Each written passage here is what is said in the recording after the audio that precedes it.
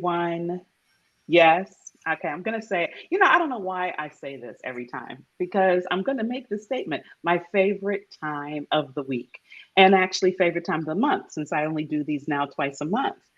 It is Being Brown at Work Live, your girl Linda Talaferro from the T, the extra effort. And you guys know I'm just so unbelievably blessed. You see another beautiful woman, talented woman that you're going to learn and hear from in this session. I am so honored that she's a guest. So we're going to jump right in because this is another wellness segment. And those of you that have been following and hanging with me for a while realize that it's probably only the second guest I've had around wellness. So we got to do something different and better going forward. So you're going to see more of this. And when I got introduced to Ashley Wynn-Grimes. I had to have her on, and you guys are going to clearly, quickly understand why. So let's just jump into this. Ashley Wynn-Grimes, a Baltimore, Maryland native, Black female entrepreneur, and registered nurse for more than 12 years. Ashley Wynn-Grimes is the founder of Cannabis Nursing Solutions, LLC, author of Stigmatized. You're going to know more about that book because you want to go buy it. And the children's book, Asa Medicine. Asa? Is it ASA's or Asa? It's Ace's medicine. ASA's medicine. I'm glad I asked. ASA's medicine. We got to get these right. And for those of you with kids, you probably want to buy that book. Ashley's work is dedicated to empowering patients and nursing professionals to make informed wellness choices with impactful educational medical programs that also serve to promote diverse representation, increased resiliency in those she serves.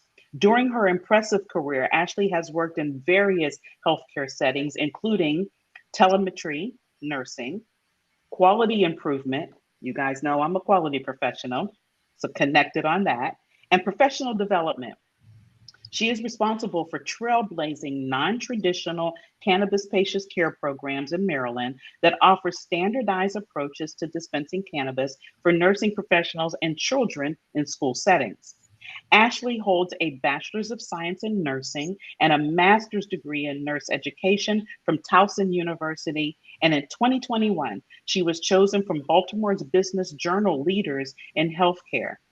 Ashley also has a certification in professional development and is a certified Lean Six Sigma Black Belt. Okay, look, I can't even say that. Green belt on this side, y'all. Six Sigma Black Belt. And for those of you in my industry, maybe y'all know that's everything. Ashley Wynn-Grimes, welcome to Being Brown at Work Live. So first of all, who is that lady you talking about there?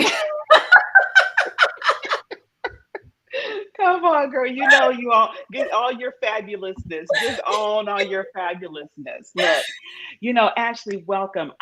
When I got introduced to you, and we had our discovery call, I knew I had to have you. Some of you that are, that are constant followers of me, you're thinking, Linda, nursing. Well, I don't get it. How is it? You're gonna get it because there is definite some definite synergies here. There's definitely things that link us, whatever industry we're in, right? Whatever industry we're in. And Ashley is an expert in this space, specifically around resiliency through wellness, which is what we're going to focus on in our two sessions. So, Ashley, let's get this conversation kicked off. Give us a little bit of a background in your world of medicine and the healthcare industry and your experience in your nursing career. Yeah, so I started off like most nurses do in college. I actually didn't want to be a nurse. I wanted to be a pediatrician. But Oh, yeah, the dream. Everybody wants to be yeah. a doctor when you're a kid, and it felt like the easier route to take was to be a nurse first and then to become a doctor. But there's not the traditional path. Like nobody really Mm, ever does that. And so because they're very distinctly different jobs. okay. And so Sure. Sure. I decided to do nursing. I went through nursing school. And when I got to my pediatric rotation, then I also decided I'm not dealing with children either. Okay. Boom. There Right. we go. Pediatrician. Nope. Right. Not happening. Not And, doing that. and it was because I during my rotation, we had to put what's called an NG tube into the baby's nose. So the NG tube goes in through the nose and into Oh, their stomach so they can eat. The baby was so sick that he couldn't suck. You couldn't give it a bottle. So wow. that process for me was borderline traumatic. And so by the end of it, Mm, the baby was crying and I was crying. And I was like, this cannot work. right, right. Oh, I get it. Yeah. Yes. So Yeah. that was the moment where I decided kids weren't for me. Adults felt safer, Mm, a little bit mm-hmm. more stable. But going through my nursing career, obviously, well, not obviously because you're not familiar with the industry, but it's a tough job to have. Um, Mm. and for those who have gone through the pandemic on the floor as a nurse, it's, exponentially Oh, more tough, right? can't even imagine that. Can't Yeah. even. I just wrote something about 64% of nurses suffer from burnout symptoms. Wow. Yeah. Wow. So it's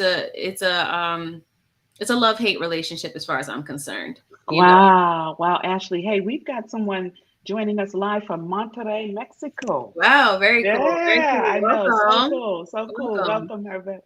Okay, go ahead. So I went through my nursing career. I was actually really good at everything that I did and tried. I bounced from job to job. I was able to make my way up pretty quickly. I got my master's degree around 2014. I think I graduated Mm. in 2014. Um, and that was in an attempt to be able to basically climb the corporate ladder. I felt like, again, this idea of what the perfect life looked like meant that I had to have the perfect job. And so I was able to climb the hospital leadership. And then I eventually made it into corporate for a 14 hospital system. So, Wow. from a project management perspective, that is 14 different entities from a central location managing various projects. Whoa. Various, okay, wait. Okay, because that I'm glad you said that because I Mhm. can now relate. Yeah. 14 entities Hmm. that each have multiple projects, Yes. and you are responsible For my across all of them. yes. So Oh, if I got one project, that project had to be implemented to most of the time all 14 all hospitals. 14. Wow, Mhm. wow, wow, wow. Okay, okay. So very Got big it. job, very big job. Yes, Million yes, dollar goals, things like that. And so what's yes. interesting is that most nurses don't understand this industry like that. So it's very rare that I have to explain that. But I love that I got to because I know you get that. Yes, I get it. And I also now can connect the Lean Six Sigma Black Belt. But go ahead. Yes, yes, Yeah. yes. So that is not traditional certification for most nurses. That's not a traditional role for most nurses. So for multiple reasons, I was different. I was different because I was Black. I was different because I was female. I was different because I was a nurse. And let's Mm. stick with those. And so Because the list could go on. the I list get could it. go on, but I Yes, checked yes, very specific boxes, as I entered into this position.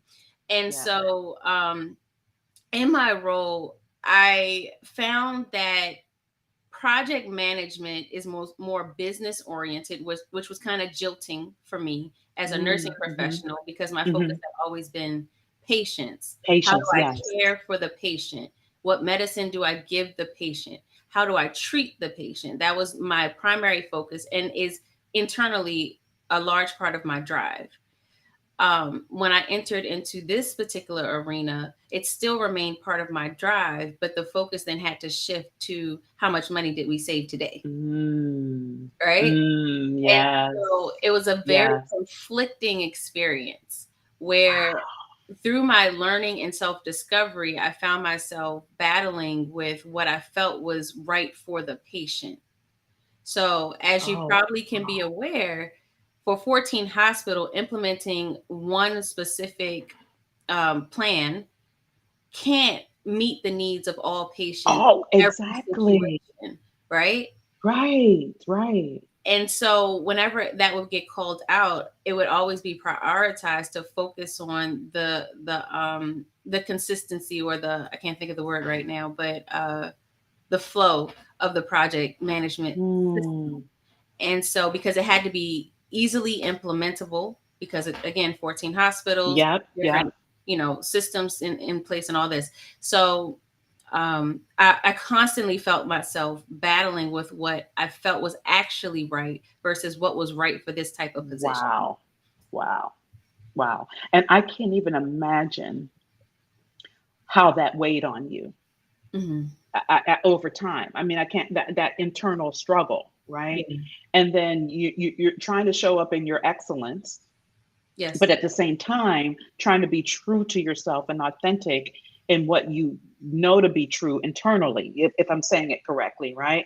And Yes. so very conflicting, which I would happen, I mean, I would think would lead to some burnout, some a bit of trauma, challenge. And Yeah. how, I mean, share with us, Ashley, what that was feeling like as you were, trying to manage that and level set it, if it was even possible to do. Yeah. So, in the long run, no, it wasn't Okay. possible.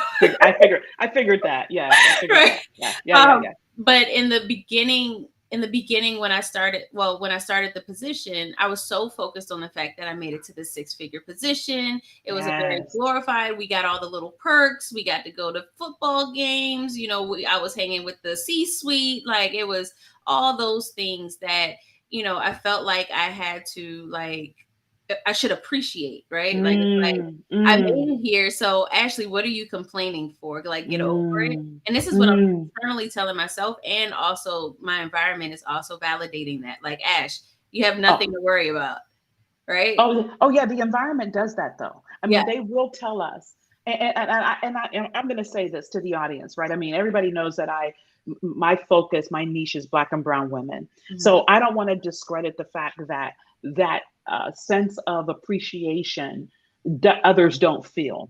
But let's just be real. We, as Black and Brown women, get that from the environment, from the community at a different level Yeah. because of simply who we are. And there is this belief that how could you not Yeah. appreciate? How could you not think this is cool? How could you not? I mean, you're here hanging with the seats, you're at a game, you're in the suite at whatever, location. Uh, you should appreciate that. So Yes. we get that, right? And then Mhm. at the same time, Ashley, tell me if this is what you experience as well. We kind of are brought up to appreciate that, Yes. right? Yeah, I, absolutely. I mean, we're Because you brought up that way. because little black girl, you really don't belong here in the Uh, first place, exactly. right? Exactly. Exactly. So we are brought up by our parents and the parents. Hey, work hard, get there. Ooh, you got there? Six figures? Girl, what? You're questioning that? You're what? You're thinking twice? Yeah. Yes, go ahead. Facts, facts. And Yes. and it was such it's such and even when I look back, it's such an interesting phenomena because I think early on I knew that it didn't align well. Mm, Um I in my mind it was never the end. I never wanted to like be there forever. Um and so the events that evolved around me forced me to move in the direction that I actually went into. And so, what does that wow. mean? I ended up being the victim of cyber theft while I was Oh, working there. And so, my response to that was a very trauma based response oh, where wow. I was very emotionally unstable. I was suffering from insomnia.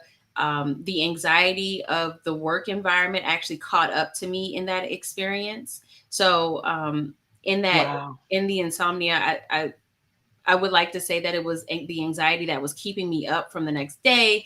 Worried about that if I performed well in the next meeting. All these things.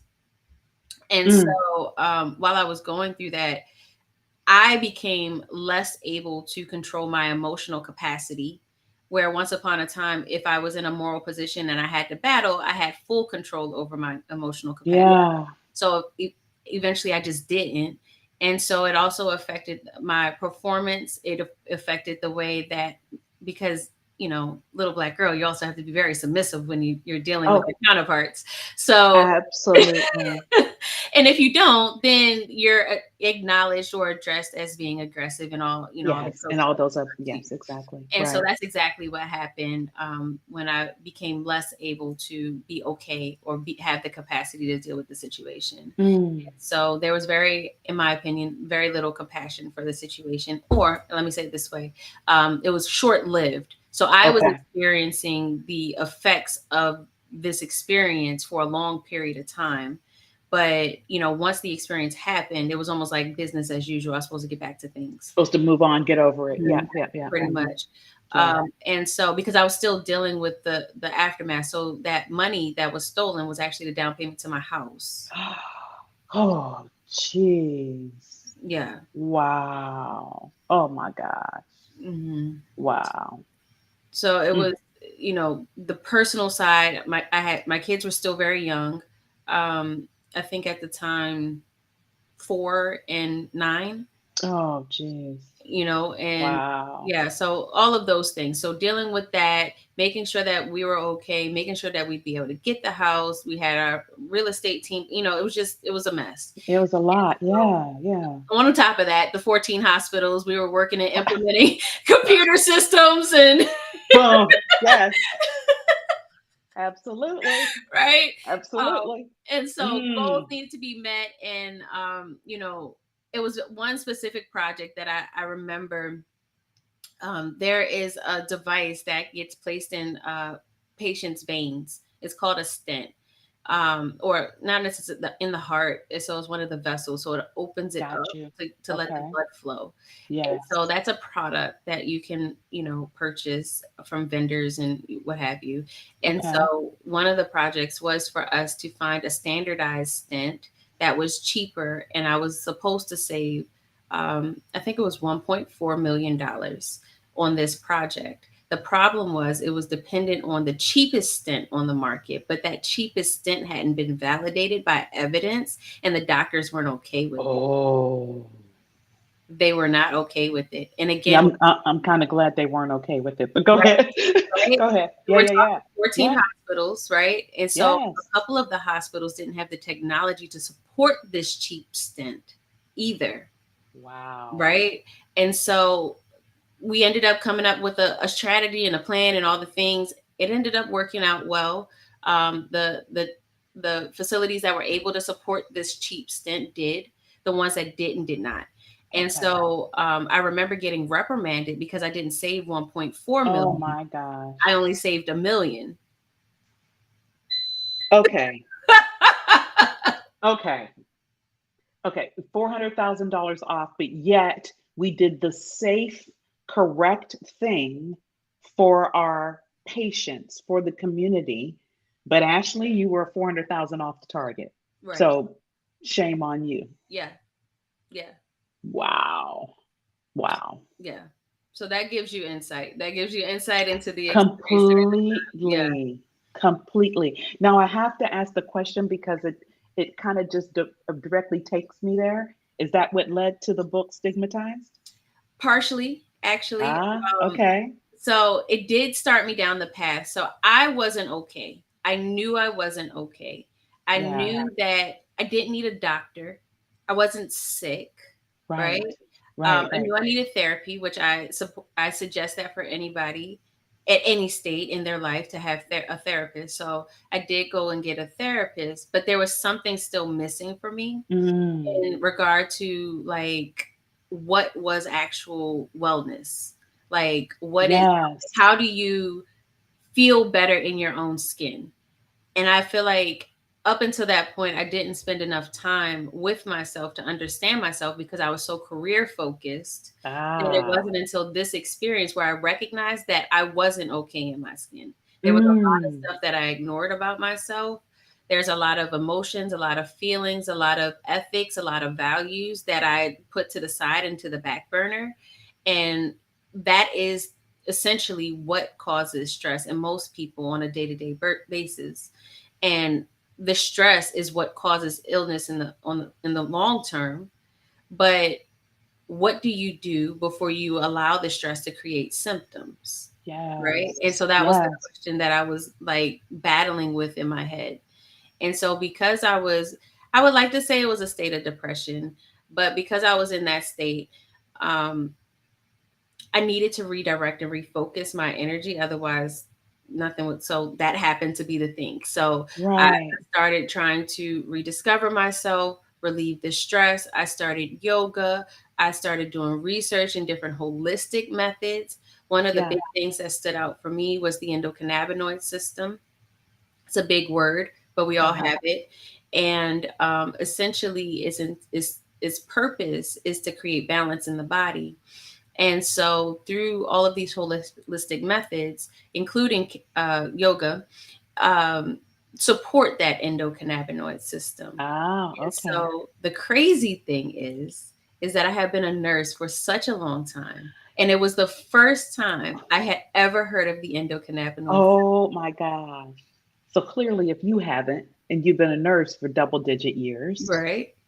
and persons like myself have absolutely no idea. But before we get there, Ashley, I have to ask this question because I'm sure my audience is wondering. You made a really you made a statement that I think is was critical. It just resonated with me. Is that you said, okay, I wasn't sick. I didn't have to go to the doctor, but I knew something was off, and it was the pressure of the career and meeting targets, but I couldn't pinpoint. Can you help my audience maybe articulate what you were feeling? Give them some examples, because I think a lot of times we as Black women, Black and brown women, we walk through our lives, be it our professional or our private lives, personal lives, kind of in this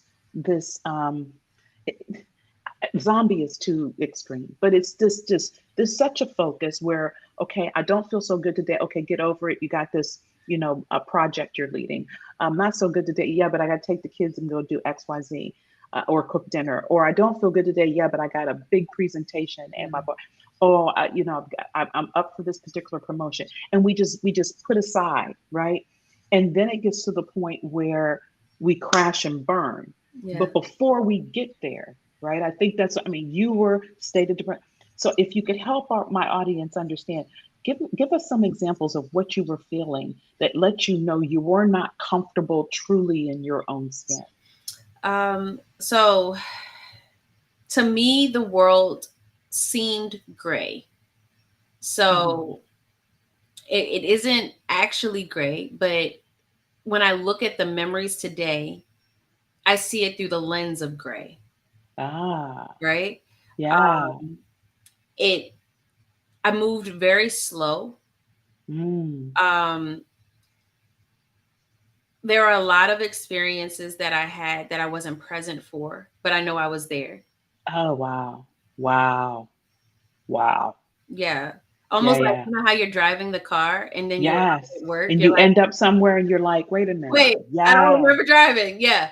That happened frequently and that happened often. It Mm. was I was in a very task oriented state. So I just knew what I had to get done in a day, and that's what I got done. Um, I already mentioned that I wasn't sleeping well, so that's a Right. big part of it.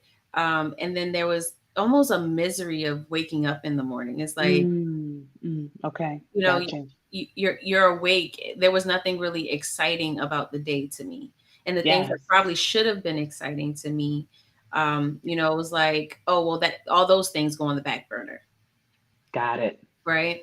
Love it. Um, Yeah, that's what I needed. I wanted to give them something tangible. This is the burnout, everyone. This is the, depression that's setting in when we are on that go, go, go, go, go, mhm. and the balance isn't there of what we're doing versus what we believe we should be doing, that disconnect that Ashley talked about. Okay, let's get back to the big word again. I'm Yeah. sorry, I want to get back because it's almost 7 o'clock Eastern time. This 30 minutes just fly by. But I want to get to that big word again and then go to stigmatize your book. Go ahead. Yeah, so the Yes. endocannabinoid system, I'm gonna say a few big words, and I'm gonna Okay. try and make them as simple as possible. Okay. Love So, it. Love it. Go the ahead. endocannabinoid system is the largest neuroreceptor system in the body. So, neuro, like neurological, Yep. receptor, meaning like a receiving receptacle.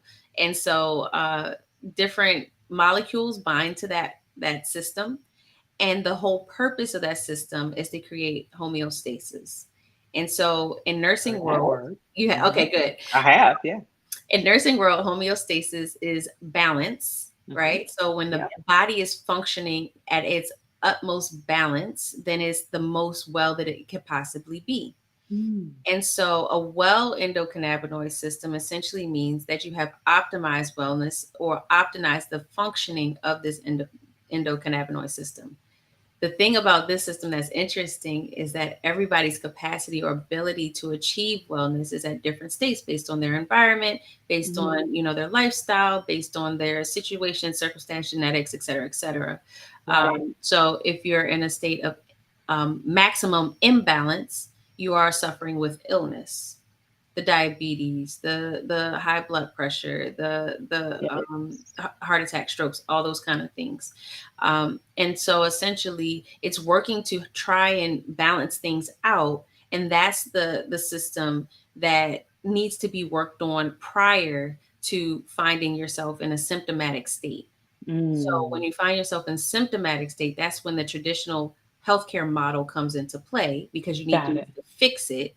But prior to that, finding that balance to preventing that is the part that has been ignored by healthcare for a very long time that Ah, holistic medicine actually fits into. got it. Oh, Ashley, that explanation was everything. Everything. And as you were talking, I see the connection to burnout. I see the connection to stress in the work. I see the connection to your 14 hospitals, your project, and the fact that you had that you were cyber attacked. I mean, I can't even imagine all of that happening to you at the same time. Yeah. You're Yeah. endocannabinoid. Did I say it right? Endocannabinoid system. Endocannabinoid. I thought I was going to say cadaver, and I was like, no, that's not it. Endocannabinoid system had to be. It was, but to your point though, it wasn't totally imbalanced, right? Because that was your point of saying, look, I'm not sick. I don't have to go to the doctor. I'm not. But you were on that verge. You were at the state that you said traditional medicine and healthcare doesn't address, but holistic medicine does. And I haven't done it in a while. I need to get back to yoga, especially everything I've got going on in my life now. I can see, because I know yoga, how that plays such a positive part in balance and addressing burnout and stress. Go ahead. Yeah, yeah. So Yeah, specific to yoga, and there are multiple modalities of finding healing within yourself, but sure. specifically yoga is an excellent way of bringing yourself back into your body, being Mm, mindful. I think a lot of mainstream yoga, like finding really good yoga instructors, is important. yes. Ones that really do take a holistic approach to yoga and what it means is important. Hmm. But because mainstream yoga tends to be more focused on the movement and the Yes. posture, as Yes. opposed to the meditation and the mindfulness Yeah. that needs to be included in the practice. Yeah. Yeah. And so, and that comes in the form even of mudras and mantras and Hmm. vibration and all the things, right? All that. Yes. Yes. Yes. Yes. And Yes. so, starting in that practice actually can be quite eye opening. Like for me, I was like, oh, I hadn't noticed my hips in a long time. Wow. Yes. Like, when was the last time you paid attention to your hips or your toes, your pinky toe, or even the paint on the Exactly. wall, right? Yes, exactly. And I know that hips is where all my stress is. Yes. I know that.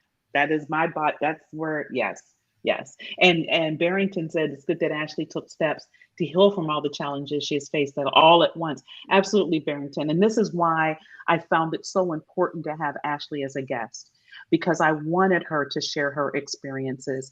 And she's, highly skilled in this area, in this space. And like she said, and she's a nurse, but yet she was dealing with all of those things that typical medicine didn't give her the solutions for. And even a the cavernoid, which I'm not going to try to mess that word up again, she wasn't aware of.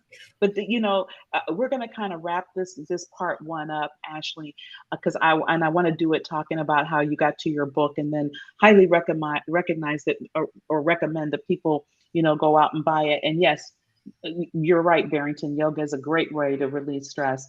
So, and then we're going to get to part two. You guys have to come back for part two, because that's when Ashley is going to give you steps, things that you can do, that you can implement yourself, so that you can get that balance, so that you can build your resiliency, kill the burnout, and really do it through very, very, I think, what I would consider impactful, sustainable Hmm. methodologies, really truly through wellness. So Ashley, as you were going through what you were just explaining, and coming to that need for balance, so I would imagine writing the book was one way you got there.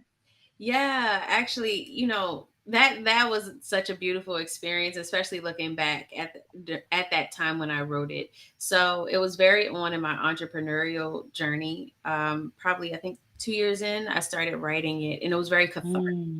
Mm, And part of the reason why it was cathartic was because I was able to look at my experience and see the patterns. I was able to look at myself, outside of the emotion, outside of the sadness, outside of the anger, the upset, and all the things, yeah. right? But I also realized, because of the industry that I work in, that stigma is a big deal. Mm, Stigma, for a lot of reasons, is the reason why we stay in these stuck situations. So when, yes. in the cannabis industry, we talk a lot about stigma. Yeah. In everyday, everywhere else industry, we do not talk about stigma at all. Yeah. And so I remember when So I true. wrote the book, Stigmatized, I asked a group of women, had they ever felt stigmatized, and they all told me no. When I Oh. explained what I meant by stigma, everybody said, oh, yeah, maybe that was me too.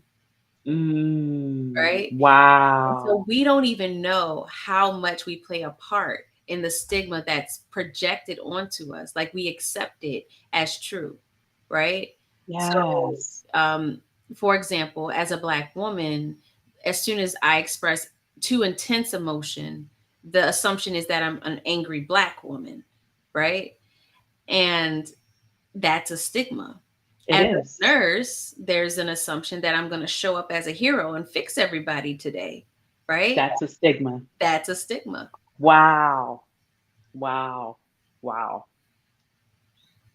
Yes.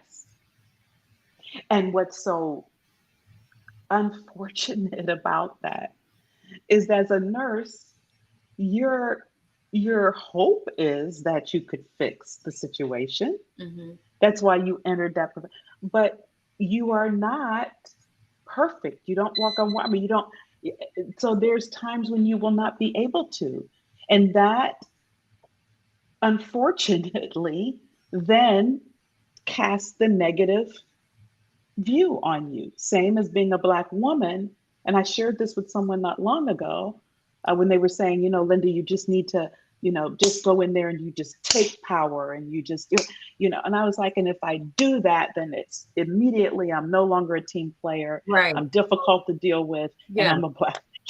you know, I mean, and I'm an angry Black woman. I mean, it Yeah. just immediately goes there. Yeah. When the situation warranted me to go in and take the book, because anybody else would. I Exactly. can't, Right. right? So, oh my God, yes, yes, Yes. And so wow, we all live within this. And so it's not, yes, and I want to be clear about this too, because I've been doing this work for so long, and I've had these conversations with different demographics of people. Everybody suffers with some sort of stigma. yes. I've talked to white males who have suffered with stigma. So an example showed up with an anesthesia, or a nurse anesthetist, and when he goes home, his family will make fun of him, and like, meet the Fockers, like, we can't believe we have a nurse for a son, kind of. Oh, And wow, this is his whole career, right? yes, wow. Oh, yeah. Just like biases, just like all those, everybody, I'm sure, suffers from, experiences stigma. Yeah. Yeah. Wow, Ashley, that is everything. Yeah. We somehow have to, as a community, as people, as society. I mean, we've got to find a way to get on the other side of that, Yeah. and because that's a lot of weight to carry in addition to everything else we carry. Yeah, absolutely. Absolutely, And so, yes, so exploring that for yourself, and we'll talk more next time yes. We'll about talk next how. time. Yeah, but Yes, how to, and then on the other side.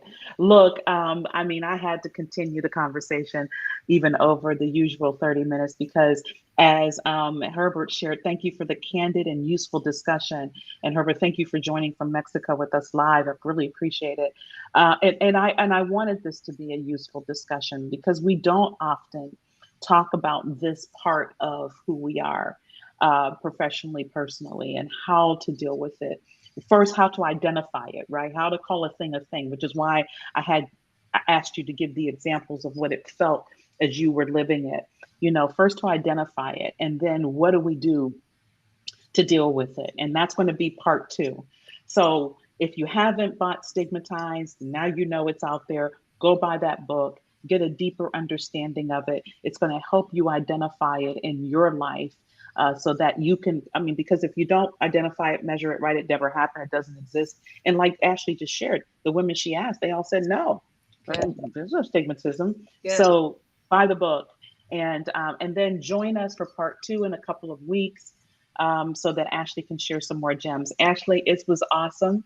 I knew it would be. I'm so thankful that somebody else put us together, introduced you to me, and I can't wait for our next session in a couple of weeks. same here. Thank you so Me much. too. All righty. Until next